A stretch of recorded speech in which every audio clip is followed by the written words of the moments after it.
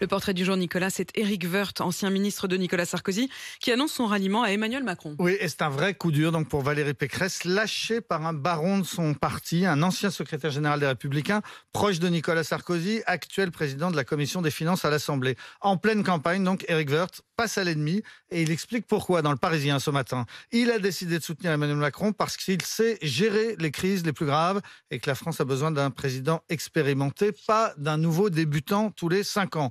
Il a décidé de quitter les Républicains parce qu'il n'adhère plus au discours du parti sur la France nostalgique et recroquevillée sur elle-même. On ne peut pas, ajoute Éric Woerth, on ne peut pas n'être omnibulé que par la question de l'islam radical. Et à ceux qui se demandent si cet homme de droite à 66 ans est en train de passer à gauche, eh bien il répond « Emmanuel Macron n'est pas plus à gauche que moi ». Éric Woerth qui a toujours été un gestionnaire. Oui, après HEC et Sciences Po, il a été conseiller fiscal, il a conseillé par exemple Elton John, et puis il a été consultant chez Arthur Andersen. En politique, Jacques Chirac l'avait nommé directeur financier de sa campagne dès 1995. Nicolas Sarkozy en avait fait son trésorier de campagne en 2007, puis son ministre du budget.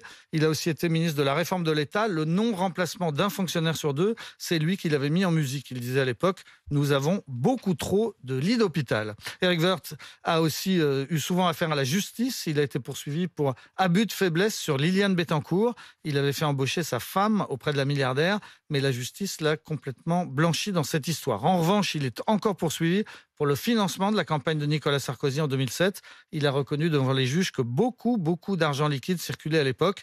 Il est également mis en examen pour avoir fait un très gros cadeau fiscal à Bernard Tapie. Mais face à toutes ces affaires, face à ces soupçons, il est toujours resté droit dans ses bottes, comme disait son copain Juppé. Il a un côté inoxydable. Et ne manquez pas le regard de Charles Magnin tout à l'heure à 7h25 sur ce nouveau ralliement d'Éric Woerth à Emmanuel Macron. Vous l'avez fait sur un air de Jacques Dutronc, je dirais. Exact. Le retournement de veste, c'est un geste technique parfaitement réalisé hier par Éric Woerth. Rendez-vous 7h25 pour Charles en campagne.